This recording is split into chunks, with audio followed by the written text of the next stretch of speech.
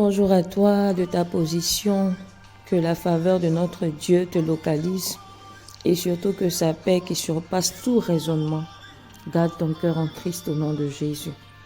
Depuis le début de ce mois de mai, nous sommes engagés à comprendre les mystères du royaume de Dieu tirés du livre de Marc, le chapitre 4 et le verset 11.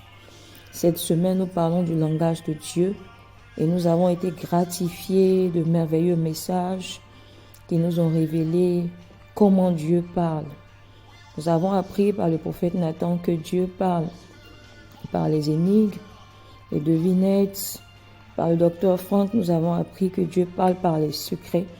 Et aujourd'hui, nous voulons parler des mystères. Donc Dieu nous parle aussi par les mystères.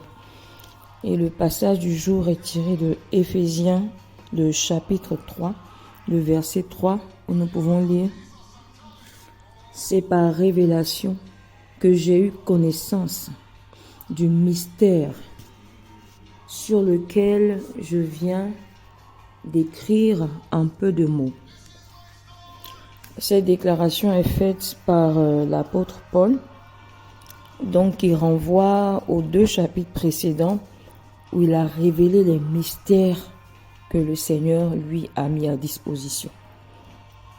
Et nous sommes frappés chaque fois que nous lisons la Bible de voir comment Paul, qui n'était pas en bonne posture, je dirais, a pu accéder à cette manière de connaître l'appel et la vocation de Dieu qui était sur sa vie.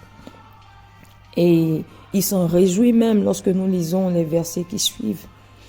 Il dit que lui, Paul, il n'était pas qualifié, je dirais, puisque tout ce qu'il a reçu, normalement, n'a même pas été donné aux fils, n'a pas été donné aux apôtres, aux prophètes, mais il a reçu directement de Dieu. Lui qui s'appelle lui-même le moindre des apôtres. Alors l'apôtre Paul est en train de nous exhorter à marcher dignement une fois que nous avons reçu une vocation qui vient de Dieu. L'apôtre Paul donc reçoit la révélation de Christ, la révélation de son appel, non pas sur une instruction d'un homme, non pas par une vision prophétique d'une personne autre, d'une humaine, non pas par des paroles qu'il aurait entendues, non pas par l'évangile qu'on lui a prêché, mais directement de Dieu.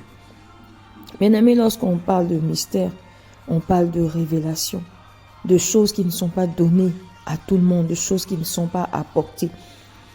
Et l'apôtre Paul, pratiquement, pourrait être envié par toi et moi, parce que nous qui sommes les fils de la promesse, nous n'avons pas eu cette occasion avant. Et Paul est en train de nous montrer par cette situation qu'il a vécue personnellement avec Dieu, que notre Dieu est disposé à travailler avec des personnes qui sont disposées.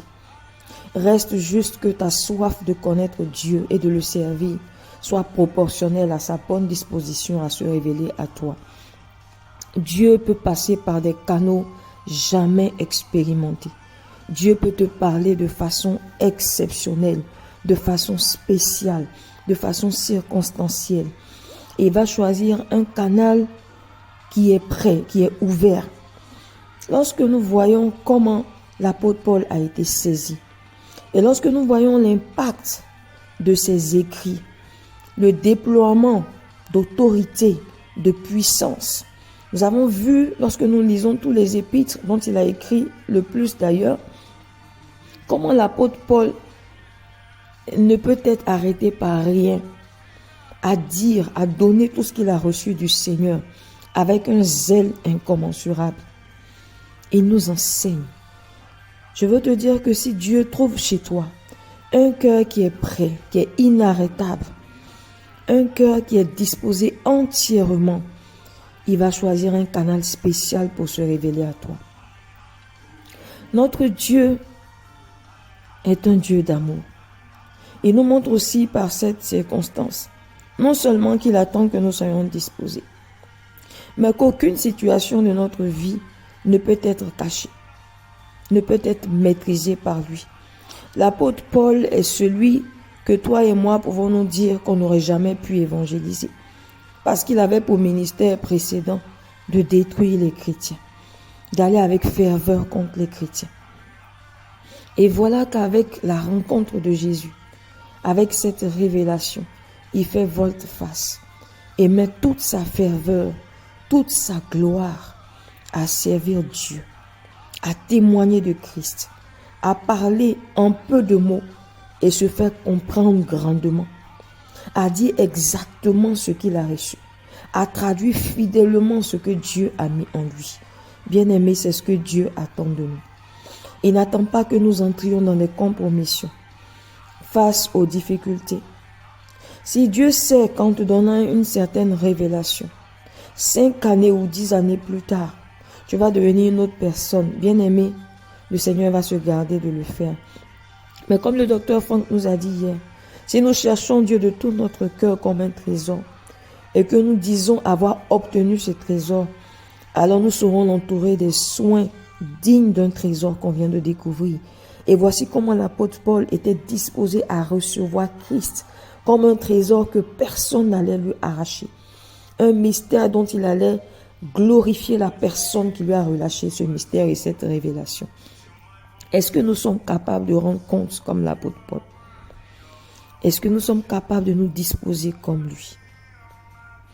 Le Seigneur a fait, je dirais, une entorse. Le Seigneur a brisé le protocole. Et il s'est dit, j'ai trouvé quelqu'un. Mon frère, ma soeur, est-ce que Dieu peut compter sur toi? Ou tu veux simplement t'arrêter au niveau des personnes qui disent, moi j'ai connu Christ, je ne veux pas de problème. Et même si j'ai un tabouret dans le ciel, ça me suffit. Notre Dieu est un Dieu d'excellence. Et toutefois qu'il a révélé des énigmes, des secrets, des mystères, c'était pour se faire comprendre. C'était pour se mettre d'accord avec des personnes. C'était pour porter des fardeaux, des charges, des missions particulières à un certain nombre de personnes. Est-ce que tu es prêt à être un vase utile entre les mains du Seigneur? Est-ce que tu es prêt à te disposer à recevoir ce qui n'est pas donné à tout le monde afin d'être déployé à un niveau supérieur? L'apôtre Paul nous parle de mystère, il nous parle de révélation, il nous parle de dispensation. Et tel tu reçois le Seigneur, bien-aimé, tel tu le présentes. Est-ce que tu peux dire à Dieu ce matin que je t'ai reçu à un stade, mais je veux aller encore plus haut. Je veux aller encore plus loin. Arriver au stade des mystères. Arriver à expérimenter avec toi, Seigneur, des choses que personne d'autre n'a expérimenté avec toi. Pourquoi? Parce que je suis unique. J'ai des empreintes uniques. Et je veux que tu m'utilises. Je veux que ta gloire éclate à partir de ma vie. Que nous puissions comprendre le langage de notre Dieu. Car 2 personnes ne peuvent marcher ensemble sans être convenues. Si nous ne savons pas toute la volonté de Dieu pour notre vie, alors nous n'accomplirons pas notre destinée que nous clamons tant. Si nous ne connaissons pas l'étendue de la manière dont le Seigneur veut nous utiliser, alors nous ne serons pas heureux. Parce que nos pères nous ont enseigné que la sacrificature soutient le palais. Entrons pleinement dans toute la mission que Dieu nous confie, afin que tous les autres aspects de nos vies soient comblés par la main puissante de l'Éternel. Lorsque nous prenons la suite de Éphésiens 3 jusqu'au verset 20, c'est l'apôtre Paul qui parle de l'amour de Dieu. Il dit, je n'étais rien pour mériter cette révélation, mais je l'ai reçue. À celui qui peut faire infiniment, au-delà de tout ce que nous pouvons penser ou imaginer, à ce Dieu-là soit la gloire. L'apôtre Paul t'invite à regarder à la profondeur de l'amour de Dieu, à la profondeur de la puissance et de la gloire de Dieu, qui sont capables de faire au-delà de ce que les hommes ont vu, au-delà de ce que tu as entendu jusqu'à présent. Place toute ta confiance en Dieu. Dispose-toi et que ta soif de le connaître soit beaucoup plus grande que jamais, afin de percer tous les mystères qui sont cachés et que tu as besoin de connaître pour le servir efficacement. Que la gloire revienne au Seigneur et qu'il nous fasse la grâce d'entrer dans son intimité. Au nom de Jésus. Excellent jour à toi.